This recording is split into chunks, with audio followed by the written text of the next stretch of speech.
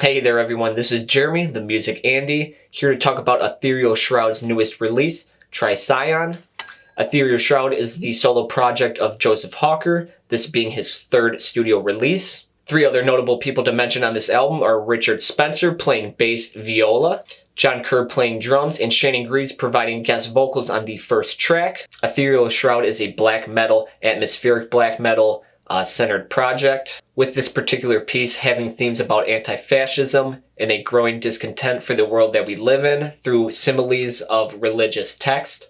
Each song is described by Joseph as having three key major movements pertaining to the album name Trisagion, meaning Thrice Holy. With that bit of backstory, let's dive right into the album. Our first track, Chasm of Fire, stands at an intimidating 27 minutes and 47 seconds. With a slight crackling of fire filling the air, a percussive note is repeatedly stricken dauntingly in the background. Arising from the cackling fires is a soothing texture, a very nice contrast to the opening feeling of despair. A simple tri-note melody is layered over top, furthering the relaxation and peace within this first movement. Hawker does a very good job of conveying this holy feel that is going to be placed throughout this album. Hawker does a very good job of conveying this holy feel that will be laced throughout the album in the opening minutes.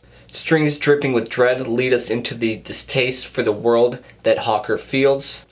Adrenaline pumping drums, rich with quick flicks of crashing metal, devastating soundscapes from a screaming guitar. Despite it having an intimidating foreground, this album has the feelings of great compassion with soft dry tones and triumphant progressions. The lyrics also complement this idea greatly in the track. Delivered in growls and scream, Hawker begins talking about the disingenuine treatment of members in society, with lyrics such as, "We cannot pretend that the rules are the same for the commoner and the priest, the blasphemer and the saint." Hawker wants to rip down the monuments and the tyrants that invoke this treatment, not succumb to them.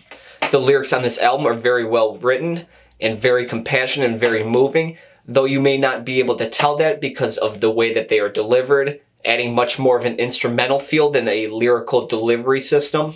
As moving as the vocals and lyrics are on this album, the moments where it comes to a halt are equally as moving, I feel. Such as when Shannon's guest vocals are first introduced on this track. Beginning eerie in nature, a delay-soaked guitar begins setting the floor for the other instruments to walk on. Angelic strings and bright taps from the drum set add a lot of dynamics to the album, but Hawker is not going to let you sit into this angelic state of mind for long because he's going to throw you right back into the aggression. I love the balance that this album has shown so far, not just in aggression and peace, but also in instrumentals and vocal moments. Just like his longing for balance in the world, Joseph also finds perfect balance in his music as well. The next track, Discarnate, begins in a much more post-metal approach, I would say. Layered, repeating, increasing in volume are the guitars until the drums completely sweep your legs from underneath you. I gotta give credit to John on this album so far on the drum set. I'm not the biggest metal fan when it comes to all the genres. However, this is some of the best drumming that I've ever heard from this genre.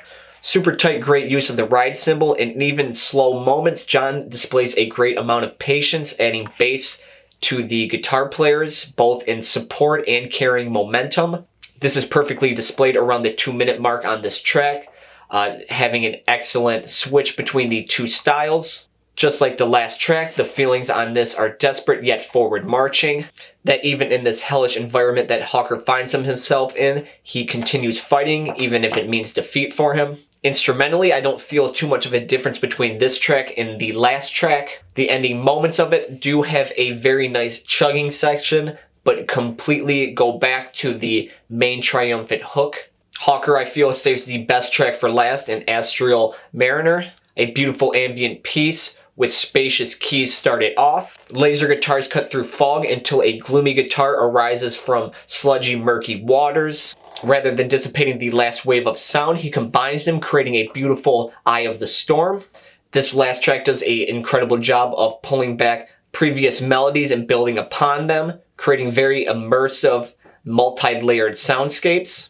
It has some of the most aggressive yet simultaneously uplifting moments of the entire album.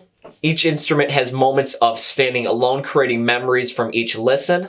Just as the album finds a peaceful ending, so does Hawker lyrically. This project works ideally and in completion. The writing that Hawker has on Bandcamp about ideas and themes I felt were executed very well. The use of 3 key movements in each song were done very well and very recognizable to my ears. The emotions that are listed are very translucent and transcribed by the instruments very expertly. This is a genre that I have not dove into much, but I was very happily impressed by this album, and I hope that it continues my journey down this genre. The only weak part that I felt in this album was the use of the second track. It kept going back with previous melodies and rhythms that were already touched upon, but it did not build on them, and I felt that it just kind of lacked in that department of originality and creativity. With all that said, I give this album 8 Bibles out of 10. What did you think of this album? What album would you like me to review? Leave a comment below and let me know, and subscribe if you like the content. I hope that you have a wonderful day.